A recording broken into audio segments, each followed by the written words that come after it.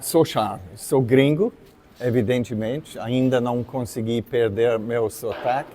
Eu desisti, na verdade, está aqui para sempre. Eu cheguei pela primeira vez no Brasil em 75. Eu vim dar o primeiro curso, fui convidado pelo Museu de Arte Moderna no Rio para trabalhar um ano aqui. Nos primeiros 6 meses, o diretor do museu me chamou para participar num salão nacional e eu ganhei um prêmio no salão, graças a Deus, porque eu já não tinha dinheiro para sobreviver mais 2 semanas, né? E, enfim, eu fiquei aqui e com idas e voltas no início, tive algumas experiências que eu não vou nem contar para vocês hoje, mas que são dignos de narrativas interessantes em livros. Enfim, e eu fui convidado a dar aula aqui em 79, tá? Eu dei um curso pequeno aqui como experimento e em seguida foi continuado para se juntar com os outros professores aqui e dar um curso. Alguns, enfim, um número relativamente grande, que não quer dizer que é muita gente, tá? Eu estou pensando em 12, 14 pessoas, mas alunos meus começaram a ter um certo retorno internacionalmente e isso acabou criando uma ideia de, sei lá, que eu estava dando aula de uma maneira diferente. Eu não tinha a menor ideia que eu estava fazendo, a não ser reagindo contra o que eu vi de aulas que estavam acontecendo aqui. Eu olhava e era mais ou menos o seguinte, era aula de pintura, vai pegar uma telinha, uma caixa de acrylex e vai pintando, alguma coisa vai rolar. Eu pensei, não, assim não pode ser. Uma pessoa não tem condições de avaliar seu progresso porque não tem meta, não tem certeza sobre o que está acontecendo. Até um certo ponto isso é natural, porque para poder começar a conversar com alguém sobre pintura, é necessário que a pessoa tenha pintado. Senão a pessoa só está gravando palavras que parecem fazer sentido. Mas que quando vai para a tela, não é nada disso. É pânico total, não sei o que estou fazendo. Então eu instalei, não tinha nenhuma filosofia sobre isso, como eu falei, só eu vi, sabe, professor dando aula, depois sentando, lendo o jornal, enquanto esperando os 2, 3 anos para a pessoa poder conversar sobre pintura. Eu achei, não pode ser assim. Então eu fui desenvolvendo uma maneira de dar aula e acabou dando certo para algumas pessoas, né? Nenhum professor é um bom professor para todo mundo, nenhum. E na época tinha um professor diametricamente oposto de mim em técnica, atitude, tudo, que era Louis Akela, né? E a gente, junto com o John Nicholson também, que era um americano radicado aqui no Rio, a gente acabou, porque tinha muito poucas aulas na época, eu acho que não tinha mais do que 10 cursos no Parque Lage inteira naquela época, porque o então diretor achava que não era pela multiplicidade de coisas que teria retorno, mas pela qualidade de poucos cursos. Então, esses cursos ficaram lotados, né? E eu era muito diferente do que Akela, porque Akela, até hoje eu tiro o chapéu, Akela tem um talento, alguém conhece Akela? Ele tem um talento de poder olhar para uma pintura muito, muito ruim e achar algo que vale a pena valorizar. Ele tinha muita habilidade, eu não tinha. Eu concentrava no oposto, nos problemas. E aí, isso acabou criando uma migração em massa de pessoas que sabiam, né? Não é tão bom assim vou para Charles, porque ele pelo menos é assim, honesto, né? Não que a outra técnica é desonesta, certo? Mas, enfim, eu falo. E aponto, não só falo que isso não é legal, eu aponto clinicamente por quê, né? Então, naturalmente, pessoas migraram para minhas aulas e os outros que não cresciam nesse tipo de ambiente, né? Iam para o outro. E foi bom que a gente tinha essa diversidade entre 3 professores, né? Porque, na verdade, tinha uma outra pessoa, Jean Guido estava aqui também, mas ele saiu da escola nesse momento, no segundo ano disso. Enfim, o primeiro curso eu tinha alguns alunos com que eu mantenho contato até hoje, entre os quais, eu acho que mesmo quem não pinta sabe quem é Beatriz Milhazes, né? A Bia ficou 5 anos trabalhando comigo, ela nunca estudou num outro curso. E Adriana Varejão também, e uma série de outras pessoas foram vindo e fazendo parte, porque davam certo com esse tipo de ensino. E outros não. Tinha gente que tinha horror de mim e fugiam, né? Mas, enfim, foi assim que eu comecei a ter uma certa reputação aqui na escola como professor. Mas na medida que eu fui me envolvendo com isso, eu comecei a ficar fascinado. O que é que faz uma pessoa ir além da norma na sua produção? Eu já sabia que em todos os meus alunos que deram certo, e veja bem, não é que o professor forma aluno, não é assim, isso não rola. O que rola é um pouco mais como jardinagem, sabe? Você vai aprendendo se essa planta precisa mais de sol, o outro mais de sombra e coisas assim. Porque você não é fundamental nisso. Mas, de vez em quando, você, até sem querer, acaba virando um mentor. Eu tive muitos mentores na minha vida, muitos. Que quando eu falei para eles, anos depois, quão importante você foi para mim, eu falou, Não, porque você falou isso. Eu falei isso? As pessoas não sabem, não lembram. E de vez em quando, quem sabe, a gente inventa coisas que foram faladas para a gente, né? E isso cria uma série de relações muito complexas. Eu fiquei fascinado com os mecanismos atrás disso e eu comecei a estudar. Estudar abrangentemente o que a gente pode chamar de desempenho criativo, mas meus estudos me levaram para outras áreas, porque criatividade não é o domínio de artistas, né? Nem todo artista é criativo. Agora, é importante dizer nesse ponto a diferença entre arte como sendo um acontecimento, uma atividade associada com criatividade e pessoas que são de fato criativos. Porque muitos artistas não são criativos. Como muitos cientistas são. E muitos empresários são também. E eu comecei aos poucos a ficar interessado no momento a partir do qual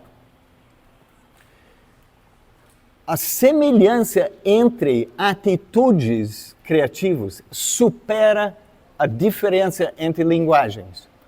Tudo bem? Isso está fácil? Eu tenho uma palestra que só tem frases e parágrafos de pessoas falando sobre criatividade, mas eu tirei os nomes. Então vai ter Poincaré, matemática, vai ter Einstein, vai ter Stephen Hawking, vai ter Frank Stella, vai ter Sildo, vai ter... E você não sabe quem está falando. Vocês estão entendendo? Você não sabe se é poeta, porque apesar do fato que ciência e arte são basicamente... Os procedimentos são diferentes, certo? Por quê? O que é diferente sobre os procedimentos? Eu vou colocar da seguinte maneira. Se, vamos imaginar que James Watson e Francis Crick, que são os descobridores do DNA, em 52, eu acho. Vamos imaginar que eles nunca nasceram. Outra pessoa, ou Rosalind Krauss, ou Linus Pauling, outras pessoas da época, muito alta na escalão de boas cabeças científicas, vão acabar descobrindo. O DNA está lá esperando ser descoberto. Agora, se Pablo Picasso nunca nasceu, ninguém vai fazer Guernica. Ninguém. É impossível. Então, assim nós temos uma diferença considerável. Eu não iria muito além disso. Mas eu diria que quando a gente começa a investigar quais são as questões de personalidade, por exemplo, o contexto social, econômico, cultural, onde acontece, a gente vai achar que a partir de um certo ponto é tudo muito parecido, né? Então, minha pesquisa começou a partir desse ponto para cima, né? Nisso eu tive que fazer uma série de afirmações, porque eu dou palestra também, muitas palestras, não só para empresas também, sabe? Então, eu preciso provocar para conseguir que as pessoas prestem atenção, né? Porque são palestras longas, de vez em quando 3, de vez em quando 4, já fiz até 5 horas. E você precisa manter o ouvinte prestando atenção. Então, eu vou fazer uma série de afirmações que parecem chocantes, mas eu vou justificar por quê em seguida. E uma dessas questões é que crianças não são criativos. Vamos eliminar isso. Criança não é criativo. E a primeira reação é assim. Mas o que eu quero dizer com isso é que crianças são espontâneas. Crianças são apaixonadinhas. Crianças são lúdicas, naturalmente lúdicas. Essencialmente não têm medo de errar. E uma série de outras questões. Porém, falta algo. O que falta? O tempo suficiente para acumular uma vasta quantidade de informação e, em outras palavras, para formular perguntas. Toda criatividade tem a ver com algum tipo de formulação de pergunta. Tudo bem? Então, e criança não tem tempo para isso? Agora, todas as outras coisas, nós adultos sabemos, se eu fosse criança seria mais fácil. Mais ou menos. Então, nossa luta como adulto é resgatar, mesmo que for temporariamente e circunstancialmente, algumas dessas questões que permitem que a gente experimenta, que a gente... Eu odeio essas... frases, sabe, muito clichês, tipo pensar fora da caixa, né? Porque o problema é que a maioria das pessoas que falam, mas tem que pensar fora da caixa, nem caixa tem. Porque a caixa é o quê? A caixa é isso, é o acúmulo de contexto que faz você poder olhar, neste caso, para a história da arte e dizer aonde vou me colocar no meio disso. O que eu posso fazer que não é apenas supérfluo? Mas eu estou botando meu eu para fora. Não é suficiente e não é criativo isso. Isso é um desdobramento eventual de uma coisa que você faz. Então eu vou procurar provocar sobre questões como estilo também. Porque uma das coisas mais assustadoras quando você dá aula, eu não dou aula mais, quer dizer, dou muita aula mais, mas eu não dou aula sobre pintura mais. Mas isso durou 25 anos. A pessoa entrava E eu sempre perguntava, por que você quer estudar comigo? A pessoa fala, porque eu quero botar tudo para fora. E eu, eita. Eu andava para trás, britanicamente, né? Caramba, que susto. Aqui não vai ser não, né? Com medo até ficar contra a parede. E a pessoa pensa, quero botar tudo para fora, né? E é um vômito, baixar santo e coisas assim. Criatividade é baixar santo. Já tem uma colocação interessante isso, porque você tem que trabalhar muito para baixar santo. E também para poder produzir criativamente. Porque a primeira parte é muito trabalho.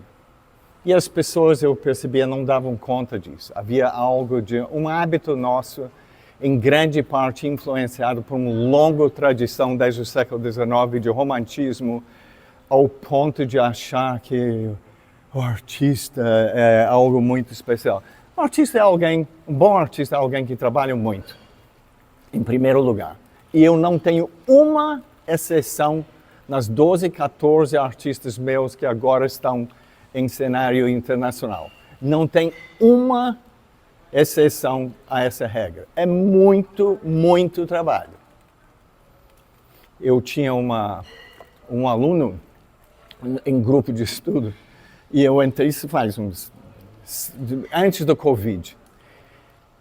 Terça-feira eu tinha meu grupo de estudo, então ele chegou cedo um dia, ele estava muito cabisbaixo.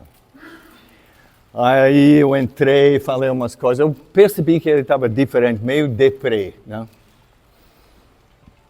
Eu falei, Vinícius, o que houve com você? Ele falou, nada não. Eu falei, o que houve? Não, é porque ontem eu vi uma entrevista com Beatriz Milhazes. E sabe de uma coisa? Sabe o que ela falou? Eu falei, não. A pessoa perguntou para ela como que era o dia a dia dela. E ela falou, sabe o que ela respondeu, Charles? Eu falei, não. Ela falou, é como trabalhar no banco, de 9 às 5. Ele ficou traumatizado com isso. Traumatizado. Porque ele tinha outras ideias sobre criatividade. Né? E criatividade é isso. Não é só isso. Né? Tem uma série de outras coisas envolvidas. Mas envolve isso. Quem não trabalha não vai. Primeira coisa. Né? Segunda coisa é que deveria ser a primeira coisa, na verdade, é dizer o que eu quero. Eu acabei de dizer o que não é criativo. Agora, o que é criatividade? Então, eu dou um exemplo de uma coisa que aconteceu, que é lindinho, eu nunca esqueço isso sempre. Se tiver alguém aqui que já ouviu essa história 4, 5, 40 vezes, peço desculpas, mas enfim, vale a pena. Antigamente eu tinha uma enteada. Ela é agora, então, uma ex-enteada, certo? Porque não é mais enteada, tá? Mas enfim, na época era. E ela tinha 15 anos na época. E ela veio da escola um dia e veio para mim e falou, Charles, vem cá, eu tenho uma coisa que você vai adorar. Ela tinha 15 anos, né? Falei, o quê? Ela falou, hoje eu saí da escola cedo, eu tinha que ir no dentista. Ela ia para uma escola em Santa Teresa. Aí ela falou, e na saída tinha uma velhinha, totalmente perdida no pátio da escola, e deu uma peninha, eu fui na direção dela para saber se ela precisava de ajuda. Ela falou, ai minha filha, eu estou aqui para buscar Joãozinho.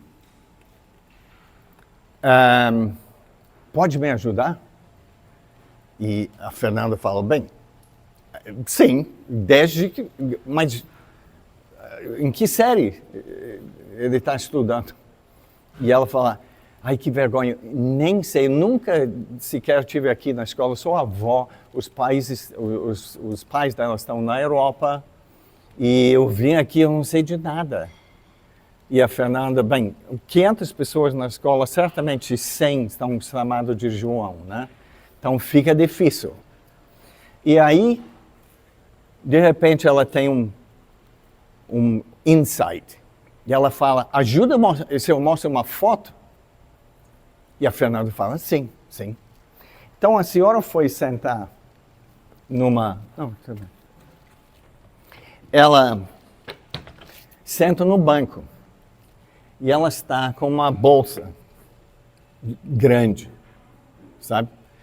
Sabe como é de vez em quando, bolsa de mulheres, não estou vendo aqui muito grande, mas de vez em quando tem tudo lá dentro, né? E ela então senta, coloca a bolsa e começa a tirar coisas para achar a carteira, certo? E nisso, ela tira um ferro de passar roupa. E a Fernanda olha para aquilo e fala, sem querer invadir, é uma menina sensível, né, mas muito curiosa ao mesmo tempo, ela falou, por que a senhora anda com ferro de passar roupa na bolsa?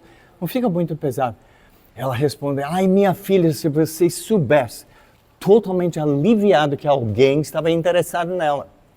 Se você soubesse como é ficar velha, e eu tenho esse problema de memória, e uma das coisas que sempre me assola é que todo dia que eu saio de casa eu penso que eu deixei o ferro ligado. Resolveu. Talvez vai ter problema de coluna daqui a um pouco. Ou se ela começa a achar que deixou o gás ligado, então aí fica complicado. Mas resolveu o problema, certo? E a pergunta que eu falo para as pessoas, então, isso é criatividade? É um exemplo de criatividade? Vocês estão fazendo isso? Claro, concordo. Mas tem um problema. Qual é o problema? O que não faz isso, o tipo de coisa que eu estou interessado? Porque essa solução que a gente concorda, acabou com o problema, eliminou o problema, mas ela não sai fora da esfera pessoal. Ela não tem desdobramentos para nenhuma linguagem, para nenhuma estrutura musical, literário,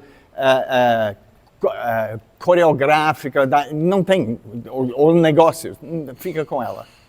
É o probleminha dela.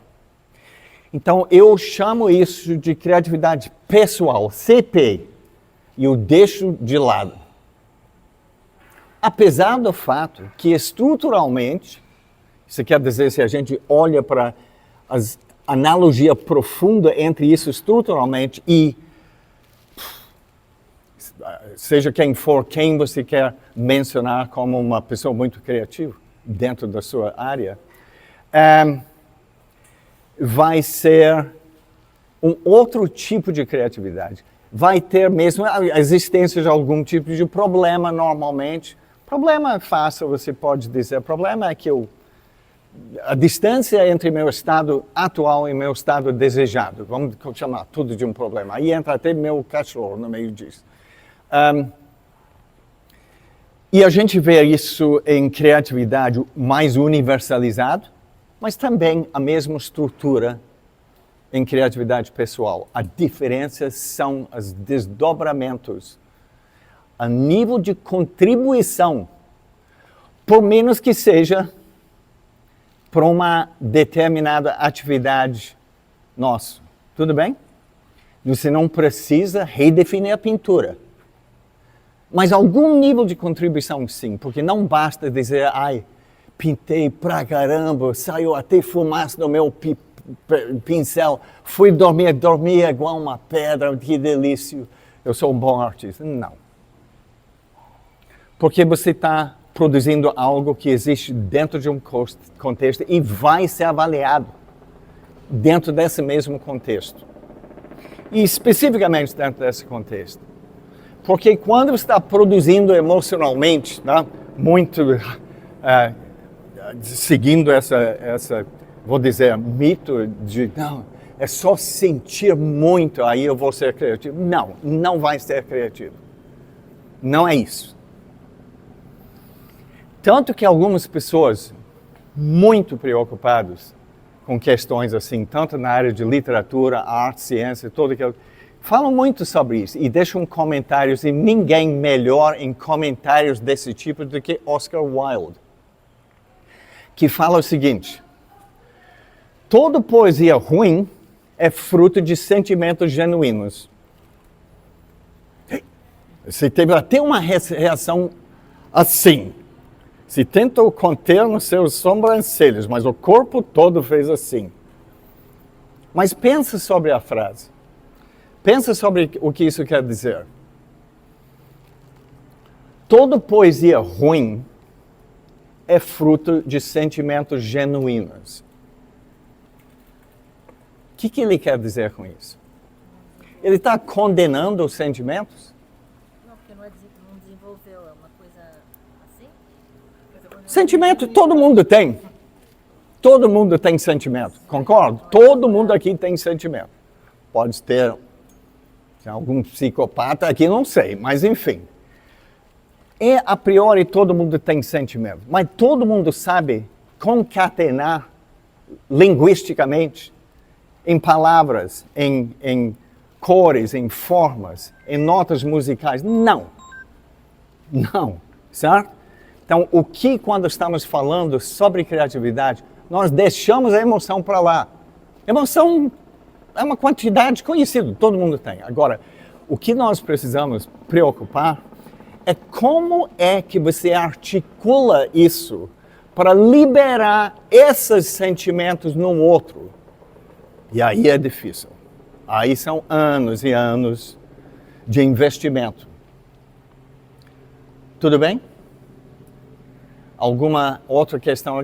Tem um outro artista chamado John Baldessari que copiou uma outra frase que não é dele, ele finge que é dele, mas não, é de W.H. Auden, que é um poeta anglo-americano. E Auden falou o seguinte: grande arte é sentimentos confusos organizados por pensamentos claros. É a mesma coisa, basicamente. Porque Oscar Wilde poderia ter dito o seguinte: toda poesia ruim é fruto de sentimentos genuínos. Toda poesia bom também. Logo, o que é a diferença? A diferença é ter as ferramentas que são necessárias para isso acontecer. Então, alguém pode dizer nesse momento: você está falando sobre técnica? Não. Pode ser técnica. Pode ser técnica. Mas não necessariamente é técnica. A técnica facilmente cai dentro desse ralo. Mas pode ser outras coisas. Pode ser simplesmente a convivência com o meio, ao ponto de estar internalizando isso ao longo de muito tempo, ao ponto de você não perceber mais quanto você sabe. Então, talvez vocês conhecem as 4 etapas de conhecimento, vocês estão familiarizados. Se alguém conhece o efeito Dunning-Kruger? Dunning-Kruger, já ouviu falar? Tudo bem. Dunning e Kruger são 2 pesquisadores, psicólogos da Universidade de Cornell, nos Estados Unidos. E eles fizeram uma grande pesquisa, que acabou sendo muito popular, sobre o efeito Dunning-Kruger. E o efeito é o seguinte: há uma relação desigual, para não dizer oposto, entre autoconfiança e habilidade. Ele coloca da seguinte maneira: para saber quão burro a gente é, paradoxalmente a gente tem que ser inteligente. Porque senão, nem chegamos ao ponto de o que é chamado de inteligência intrapessoal, capacidade de olhar para si mesmo e dizer: peraí, não, você não é tudo isso não, viu? Se coloca no contexto, cuidado. Então, na gráfica de Dunning-Kruger, deixa eu ver se eu tenho aqui. Vamos fingir aqui. Vamos fingir que isso é uma tela. Eu tenho um eixo aqui, é um gráfico, tá? Eixo confiança. Eixo habilidade. Certo? Então, a curva Dunning-Kruger é isso. Extrema confiança, zero conhecimento. Na medida que você vai dando conta de quanto tem para aprender, sua confiança vai encolhendo. Certo? Então, você vai descendo igual aquele ski slopes, ski olímpica, né? Que desce assim, depois fica assim. Você vai, muita confiança, zero conhecimento, desce por aqui. E aí, aos poucos, quando você dá conta de quanto você não sabe, você desiste. A maioria das pessoas desistem ou faz arte como lazer. Tudo bem pintar nos domingos, gente. Não tem nada errado com isso, é gostoso. Mas não finge que você está fazendo uma mudança na cena, porque não está. Porque para fazer isso é muito investimento. Porque tem feras. E o que é uma fera? É uma pessoa que faz isso todo dia. Que entende que todo crescimento criativo, na área que for, vai envolver investimentos diários. Não precisa ser 10 horas por dia, mas tem que ser todos os dias. Que tem 1 ou 2 horas por dia, sábados e domingos, Natal também. Isso que faz a diferença. Pode ser feio, não quero isso na minha vida.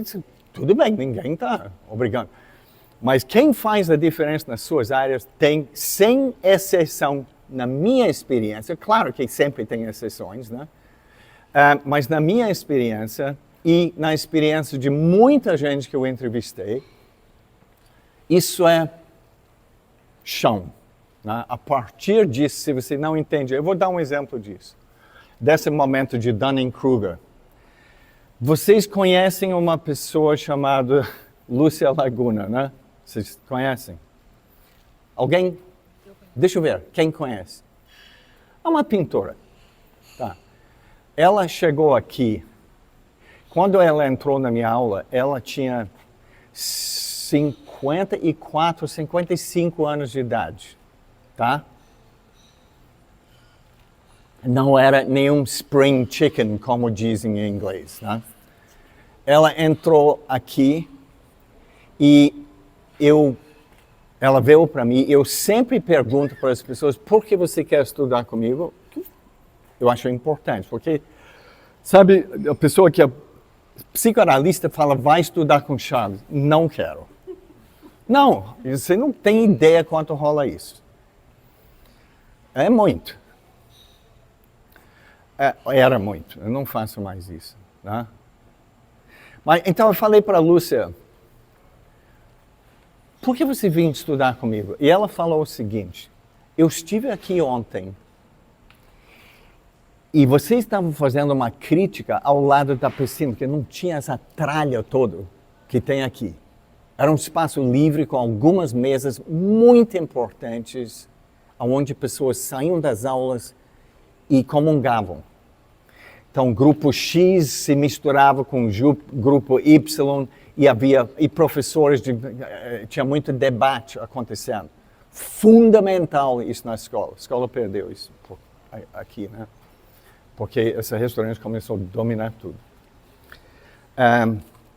Então, o que aconteceu foi, ela falou, porque eu vi você no lado de fora fazendo uma crítica, porque alguns dos trabalhos eram grandes, né? E para fazer, se esse tipo de pintura depende de composição, então o que é composição? É um número de elementos que relacionam uns com os outros e todos com o todo do quadro, certo? Composição. Nem sempre composição é importante, depende da época, depende do problema que ele está resolvendo em termos de pintura. Então, composição de vez em quando é importante, de vez em quando é irrelevante. Quase irrelevante. Então, não tem espaço nas salas para afastar suficiente para pegar um quadro dentro do seu campo de visão, certo? Porque como você vai avaliar a composição que eu acabei de descrever, quando você lê o quadro assim, e quando está olhando para cá, você não está vendo o que tem no outro lado. Então, você tem que ter um afastamento quando o trabalho depende em composição, certo? Não tinha espaço nos quadros de afastar, ainda porque tínhamos tipo 18 alunos em cada espaço, 20, de vez em quando 25, num espacinho assim. Então, a gente trazia os quadros aqui para fora, para poder olhar por distância, de vez em quando atravessando para poder ver do outro lado da piscina. Isso fazia uma dinâmica importante, porque todos os professores faziam isso. Então você via já um panorama de o que estava acontecendo na escola, ao invés de estar enclausurado dentro das salinhas. Bem, ela falou, eu vi você fazendo uma crítica aqui fora, eu quero estudar com você. Eu fiquei... Que legal, porque todo mundo fugia das minhas aulas. As pessoas, o Charles é muito assim, as pessoas acharam que era muito agressivo, coisa assim. Muito objetivo, sempre foi, muito objetivo. Então eu não estou com alunos para dar carinho, eu estou com alunos para... Você não estudou comigo não, né? Nunca vai, né? Tá vendo? Quer carinho. Eu prefiro que você goste de pintura. E quando eu ouvi Lúcia falando isso, eu pensei, maravilha. Ela quer saber sobre pintura, ela não está confundindo as coisas, não veio aqui para aprovação, ela quer crescer. Ela entrou. E a gente ficou juntos uns 6 anos, né? Em termos de aula e logo grupo de estudo e coisas assim. Então, foi muito privilégio na minha parte acompanhar essas pessoas. Mas 6 meses depois da entrada dela, a gente estava... E ela era aluno modelo. Primeiro chegar, último sair. Sempre interessante. Sempre. Porque ela está espremendo o tempo fora, e ela tinha 55 anos. E se tem uma coisa muito legal sobre ficar mais velho. Quantos anos você tem? 40. Ainda falta. Não, já Já está pensando nessas coisas? Tá. Eu ia dizer, então, que chega um certo ponto de idade onde a gente, we don't give a shit anymore. Você está entendendo? Entende inglês? É meio assim. Fiz o que eu fiz, não estou nem aí para enclausurar minhas aventuras nas suas expectativas. Bom conselho para um artista também. Você está aqui como artista para ganhar sua carteirinha de artista ou para levar você e sua atividade para um outro lugar que não estava disponível para você ontem. Acho um bom conselho para a vida também. Enfim, ela, nesse dia, ela tinha chegado primeiro, como sempre. Eu dava aula naquela época, à tarde e à noite, 3 vezes por semana, dava muito aula. E eu sentava na cantina aqui para comer um sanduíche, alguma coisa assim. Está muito caro hoje em dia isso, né? Mas enfim. Você pode passar pelas pessoas tirando selfies, né? Eu sentei, porque fazia mais sentido, 2 horas, até chegar em casa vai estar na hora de voltar, então eu fico aqui mesmo, leio, faço alguma coisa assim. Aí está na hora da aula da noite, 7h30, volta, a Lúcia ainda está lá, como sempre. Só que ela está sentada no chão chorando. Não copiosamente, mas eu vejo que tem lágrimas caindo do olho dela. Aí eu pensei, o que foi que eu fiz? O que foi que eu falei? Né? Poderia ter sido, né? Eu entrei lá e eu sentei no chão ao lado dela. Eu falei, Lúcia, o que houve? E ela, quando eu entrei aqui, eu não tinha a menor ideia o quanto eu tive que aprender Mas você ajudou a abrir um portal na minha frente. Só que logo dei conta que atrás desse portal tem mais 2 portais. E atrás de cada um, mais 2. Eu estou em pânico porque eu não sei se eu tenho vida sobrando para dar conta disso. E eu pensei, essa mulher vai. Porque se tem uma coisa que equivale à energia desenfreada da juventude, é a energia de algo dando conta que já viveu mais do que sobra para resolver sua vida. E a tragédia na vida, acho, vinculado com tudo isso que eu estou dizendo, é que não é que a vida é curta demais, é que leva tempo demais para a gente cair na real e começar a agir. Passa muito tempo. E eu me envolvo até hoje numa atividade, eu acho que vocês vão concordar, um tanto fútil de vez em quando, de tentar convencer as pessoas numa idade menor que o tempo é muito precioso. Muito precioso. E que, fazendo a soma da vida, eu estou com 73 anos, agora eu faço essa coisa, eu penso sobre isso muito. O tempo é tão precioso. Sou meio maluco também. Sabe quando a gente coloca um café com leite para esquentar no micro-ondas? Né? 1 minuto e 30.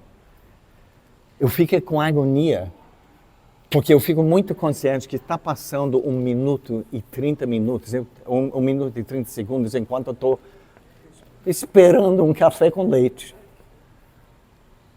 Vocês nunca sentiram esse tipo de coisa, né? É um senso de urgência que vem com essas coisas e um senso de finitude que nenhum jovem tem, porque não está no DNA. Se tivesse, o mundo seria muito diferente. Então, esses são os tipos de experiências que eu acho que ficam com a gente como orientador e que enriquece a vida da gente e enriquece as pessoas também. Lúcia não desistiu. A maioria, quando sente abalado pela quantidade de informação, desiste. Sabe essa colocação muito famosa de um filósofo francês que é penso, logo desisto. É só dar conta de quanto eu vou ter que trabalhar, aí eu já estou cansado. Mas pensa bem, você está querendo sair? Eu pensei que eu ia dizer, não, tudo bem. As pessoas ficam constrangidas, podem ir embora quando quiser. Tá bom? Né? Claro. Claro. Então, isso é uma das coisas, eu acho que, uma das outras coisas que é muito, muito importante. Eu tive, alguns anos atrás, aliás, falando sobre Lúcia de novo, Lúcia fez a primeira exposição individual dela quando ela ganhou o prêmio PIPA, que é um prêmio de artes, né, que tem todo ano. E aí eu fui lá, e eu estava lá, sabe, vernissagem, né, os mesmos 47 pessoas bebendo vinho branco, Almaden, sempre a mesma coisa, né? Não é Almaden, ainda é salgado que nunca vem. Estão assim, escondidos num lugar, não, só bota 3, né? Nunca chega aonde você está, enfim. Era uma vernissagem, assim. E eu estava conversando com alguém e eu vi um curador chamado Paulo Herkenhoff. Vocês conhecem? Então, eu vi Paulo na distância, eu pensei, eu esqueci. O Paulo tinha me mandado um e-mail, mais ou menos sei lá, 2, 3 meses antes. E para quem conhece Paulo, um e-mail do Paulo, porque ele falou, Charles, eu estou escrevendo uma monografia da Bia Milhazes e é fundamental que eu quero incluir você, porque eu acho que você é fundamental nessa equação. E eu peguei, e o e-mail do Paulo não é tipo 3 perguntas, são 5 páginas. Né? Ele é muito prolixo. Né?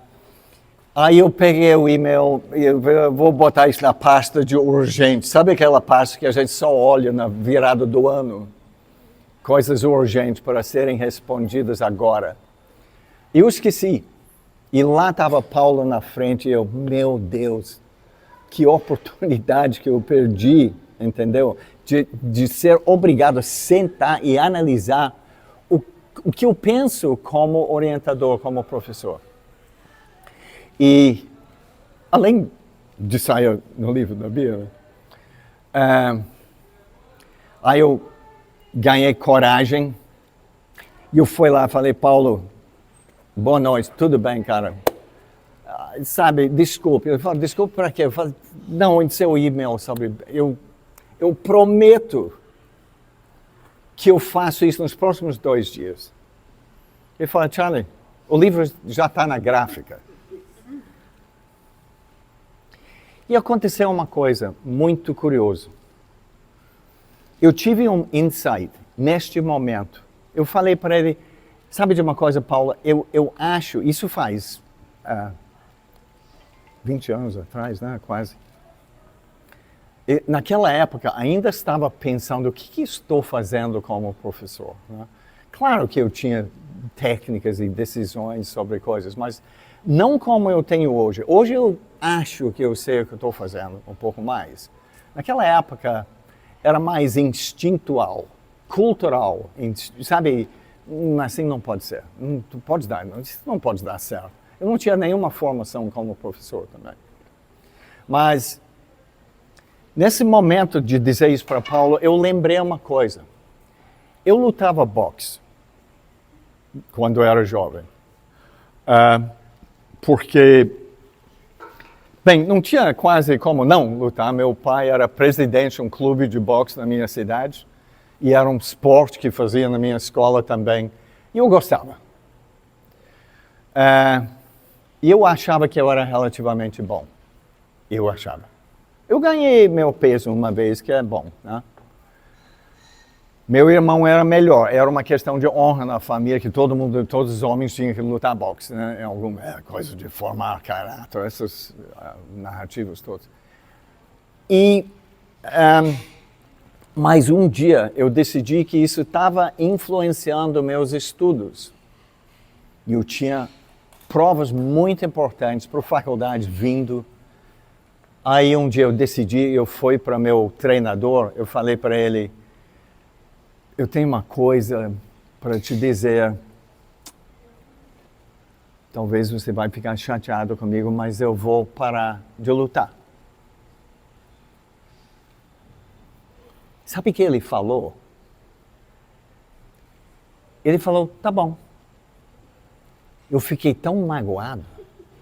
Eu achava que ele ia fazer um grande alarde sobre como assim você é lutador?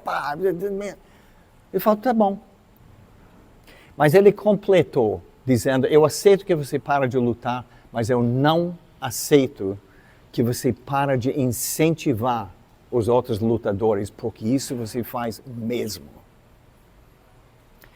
Neste momento, falando com Paulo, estou sendo muito autobiográfica aqui, desculpe, mas faz parte, né, também. Caiu uma ficha, eu pensei, caramba, é isso que me levou a estudar tanto sobre esse assunto. Bem, então para encurtar uma história e talvez abrir para perguntas, ou continuar com dessas coisas que tem aí, dizer que isso foi a base de uma coisa que virou minha vida, eu faço isso com muita seriedade, com genuína preocupação sobre meus alunos que eu acompanho. Alunos são gente grande, não são aluninhos, né? É gente grande, cada um profissional, já formado em outros. Mas isso que eu faço até hoje. E eu comecei... bem, rapidamente então. A gente está bem de tempo? A gente tem até 7. Tá bom. Então, junto com isso, a minha história aqui no Brasil tem muito a ver com esse prédio aqui. Eu sempre tinha um interesse profundo para a ciência também. Tanto ciência quanto arte. Um pouco mais para a arte, mas fascinado com ciência. Eu tenho mais livros, enfim, igual para igual. Na minha biblioteca, eu tenho a mesma quantidade de livros sobre evolução darwiniana, genética, física, cosmologia, do que eu tenho sobre a arte. Biologia também. E neurociência também. Então, um dia, eu estava aqui, no parque, dando uma aula. Eu tinha tido um certo sucesso como artista. Eu tinha trabalhos no Museu de Arte Moderna aqui, Museu de Arte Moderna em São Paulo, várias coleções em São Paulo. Eu era representado por Luiz Estrina. Mas, num determinado momento, início da década, vocês não vão lembrar isso, mas no início da década de 90, o mundo todo entrou numa recessão, que era um dos desdobramentos da Guerra do Golfo. Né? As coisas ficaram mais difíceis. Os colecionadores enxugaram, fecharam a fonte. Ninguém estava comprando mais neste momento. E foi um momento muito difícil para mim. Sou gringo, eu não tinha na época família nenhuma aqui, só pessoas que eu conhecia enquanto trabalhando. E eu morria de saudade da minha cultura. Não sou gringo que fugiu da sua cultura, isso acontece muito. Pelo contrário, eu adoro minha cultura. E eu tento voltar todo ano, mas eu não tinha dinheiro nem para pegar uma passagem. Eu fui dar aula de literatura inglesa e americana na escola americana e de arte. E ganhei relativamente bem. Eu trabalhei por Castor de Andrade, porque eu fui um artista que faleceu recentemente, chamado Cláudio Cooperman. Cláudio me levou, ele falou, Charles, você tem que ver, realmente, você tem que ir para Realengo com a gente, para ver o ensaio de Padre Miguel. Aí eu fui até lá e tinha um camarote com Castor. E eu fui levado. Sabe o gringo? Quando você chega gringuinho aqui, as pessoas que o gringo, chegou o gringo, Charles, alguma coisa assim, gringo. Né? Aí,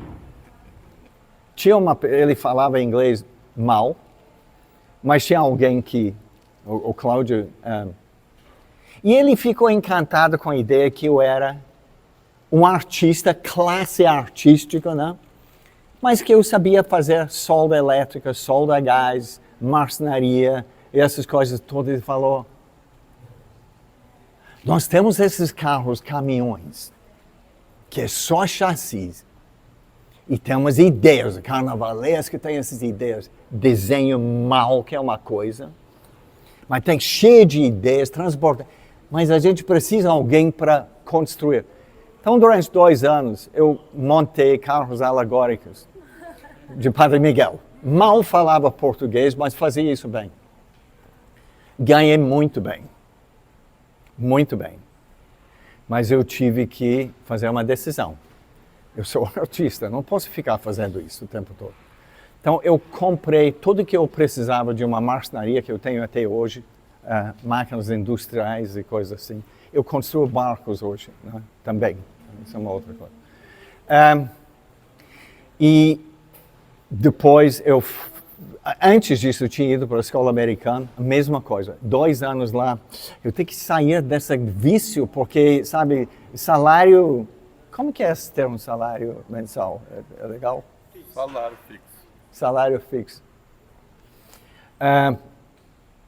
atrai, né? Porque você não precisa ficar arrancando os cabelos sobre o mês que vem, né? Eu não tinha, então, dinheiro. Depois que eu saí da escola americana, saí de carnaval, eu fiquei agora ou nunca, né? Aí eu comecei a investir no meu trabalho e começou a dar relativamente certo.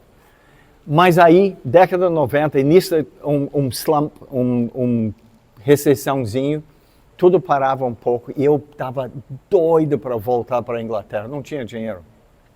Já tinha gasto o dinheiro que eu ganhei no final desses trabalhos. E um dia eu pensei, só tem uma coisa. E eu entrei na minha sala ali, perto do banheiro. Não, essa sala aqui. Uma noite eu sempre estava cheio de alunos. Tinha 28 alunos fazendo um curso intensivo de desenho. Eu entrei lá e falei, vocês topam fazer esse curso em Londres? E toparam. Dos 28, 27 vieram para Londres comigo. E foi um negócio. Porque era meu território, tinha museu que não acabava mais. Eu falei, vamos trabalhar um dia aqui, depois outro dia, depois outro dia. A gente foi. Eu voltei, eu quase para o CTI, de tão exausto que eu estava. Porque eu não achava, eu não sabia. Sabe, eu estava pensando, não, vou lá para o British Museum, tem coisas incríveis lá, eu vou para o Tate. Eu conhecia certas pessoas na área também. Vou fazer isso. Mas aí tinha as coisas, aonde compra OB? Aonde faz isso? Aí eu não tinha pensado sobre esse lado, sabe? Então era pânico total. Eu voltei exausto, e era 25 dias. Eu voltei exausto, mas eu pensei,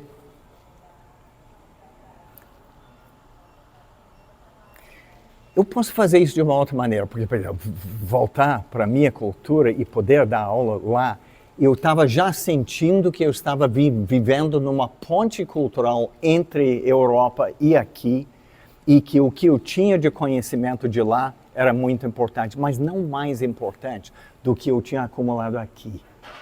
E que em algum lugar, no meio, isso virou uma espécie de metáfora para mim, sobre polo subjetivo, polo objetivo, que eram duas questões fundamentais em criatividade. Então eu pensei, eu já sei. Isso é um pouquinho antes que eu fui chamado para ser diretor do Centro L8SICA. E eu já sabia que curador aqui no Brasil não ganhava nada. Sempre mas vai ser bom para você, para seu currículo e coisa assim. Você vai ganhar 1.200. Mas vai ser incrível para seu currículo, né? Eu já sabia dessa história, né? Então, as pessoas tinham responsabilidades internacionais de fazer organização, mas não ganhavam. Então, só quem podia fazer isso tinha muito dinheiro, suficiente para poder sobreviver, dispensando quase o dinheiro. Não é verdade, Chico? É verdade. Então, o que eu fiz? Eu voltei para cá e eu falei, eu vou fazer aulas como aluno de vários curadores que eu conheço. Aqui em São Paulo, Agnaldo Farias, Tadeu Chiarelli, pessoas assim. E eu vou dizer para eles, vocês topam ir para Londres? Tudo pago? Paga sua passagem, Claro. paga seu hotel. Você trabalha comigo 20 dias, só fala o que você ama. E eu vou dividir o preço desses professores entre o grupo. Então, se eu tiver um grupo de 30 pessoas, eu posso colocar 4, e minha passagem também, né? Eu sou um dos professores. E vai sair uma coisa que é um sonho para os professores, para os alunos, então, nem se fala. tendo entre os melhores professores no país fazendo isso. Aí eu comecei a fazer isso.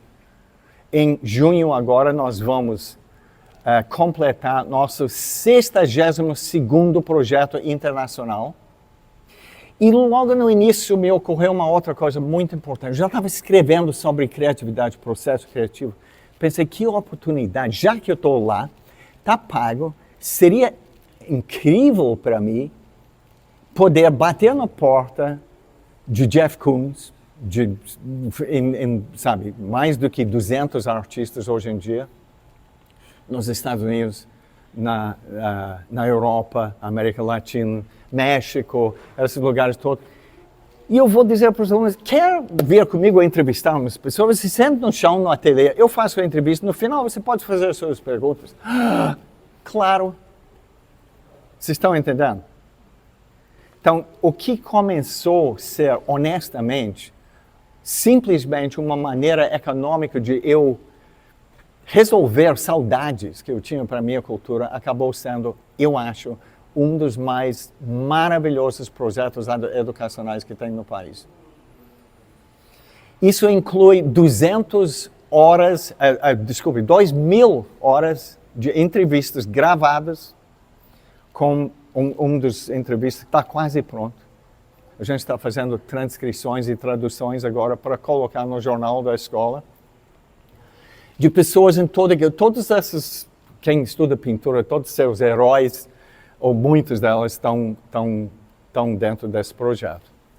Então, isso foi só para dizer que isso não era só, eu não escrevo só a partir da minha experiência de dar aula. Eu estou falando com Deus e o mundo sobre seus processos.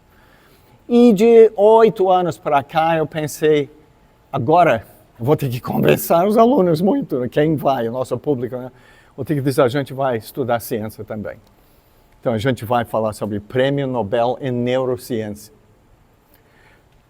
Mas o que eu conheço de neurociência? Conheço o seguinte, o que eu falo para você? Vai para o ateliê todo dia. Mas eu não estou inspirado. Não se trata disso, inspiração não produz trabalho, é trabalho que produz inspiração. Porque quando você trabalha, você vai para um platô de energia e de percepção, onde tudo muda, e você começa a perceber as pequenas nuances que realmente fazem a diferença. Vocês estão entendendo o que eu estou falando? Porque se você chega nesse lugar e para 2 dias, você entra dentro, o que mesmo que eu estava pensando? Entendeu? Continuidade é tudo.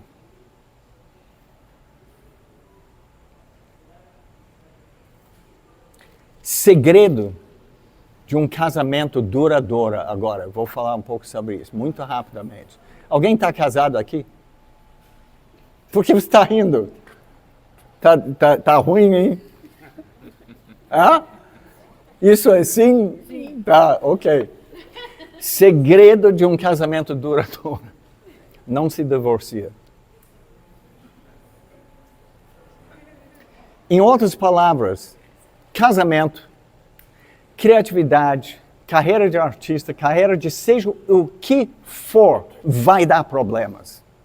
A questão não é isso. A questão é como você administra problemas.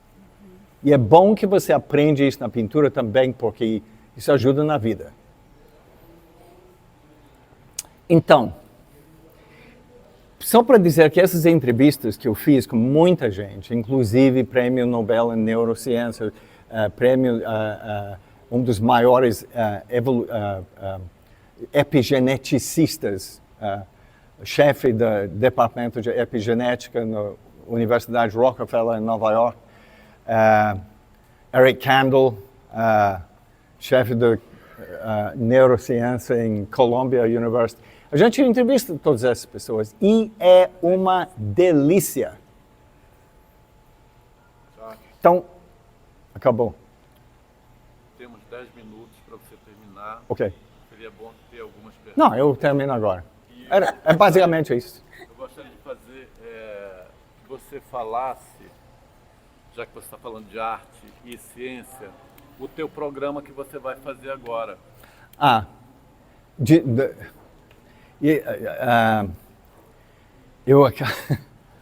Eu estou levando um grupo de 30 pessoas para a Bienal de Veneza. A gente faz isso há 26 anos. Né? A gente vai de 2 em 2 anos para Veneza. Este ano, é um ex-aluno meu, o primeiro sul-americano de ser chamado para curar a Bienal de Veneza. E ele estudou aqui com a gente, aqui nessa sala no final. Adriano Pedrosa. E a gente vai lá primeiro, vamos ter 5 dias de pauleira lá. Depois a gente vai pegar um trem, a gente vai para Milão, 2 dias de pauleira em Milão. Depois a gente tem um ônibus freitado, a gente vai para sul da França para ver as cavernas de Chauvet, que são aquelas cavernas de desenhos rupestres que os desenhos não são esquemáticos, primitivos, entre aspas. São desenhos de observação. Eles são desenhos de quem observou muito leão, ao ponto de você saber o que é leão macho e o que é leão fêmea. E não dependendo só na juba, né? Mas nas fações. De lá, a gente vai subir de ônibus para o enorme ateliê, que é uma espécie de inhotim, trabalho de uma pessoa só, um dos mais importantes artistas europeus dos últimos 70 anos, Anselm Kiefer. A gente vai até lá. De lá, vamos terminar em Genebra, no grande acelerador de partículas, onde eles estão tentando descobrir a origem do universo. E nós vamos criar pontes entre arte e ciência, baseado no seguinte. Isso demora, mas eu vou encurtar muito rápido. Vocês ouviram falar de matéria escura, ou não? É uma delícia esse assunto, poderia ficar aqui até as 9 horas.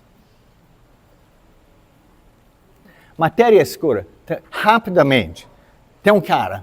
Tinha um cara insuportável, todo mundo fala, agressivo, confrontacional o tempo todo, não sei o quê, chamado Fritz Zwicky, mas ele era genial.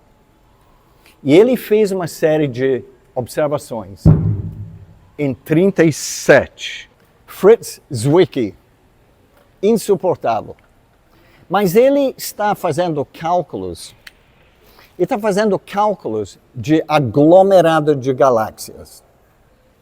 Aglomerado de galáxias. Uma galáxia já é um aglomerado de 200 bilhões de estrelas. Bem, tem aglomerados de aglomerados. E eles existem em bolsas enormes, né? E Zwicky está calculando a velocidade de rotação. Isso se faz, eu vou fazer um cruzamento com a arte agora, medindo o desvio para o vermelho. Como é que é? Medindo desvio para o vermelho. Ah, entendi. Entendeu? Não. Entendi o que você falou. Ok. Muito bem. Desvio para o vermelho. Edwin Hubble, brilhante, olha para as galáxias e começa a medir a cor a partir de cromatismo. Ele divide a cor branca das galáxias em cores componentes, né?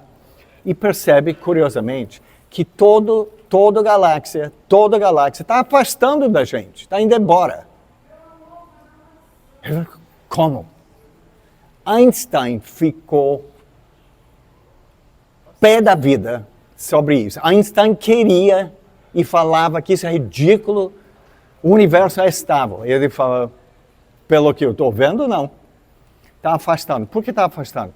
Porque toda a luz era desviada para o vermelho. Isso é por causa do efeito Doppler. Eu vou ter que fazer uma palhaçada agora. Efeito Doppler, sabe o que é? Você está andando em Maitá, vem uma ambulância. Mudou a frequência, certo? ficou de alta frequência para baixa frequência.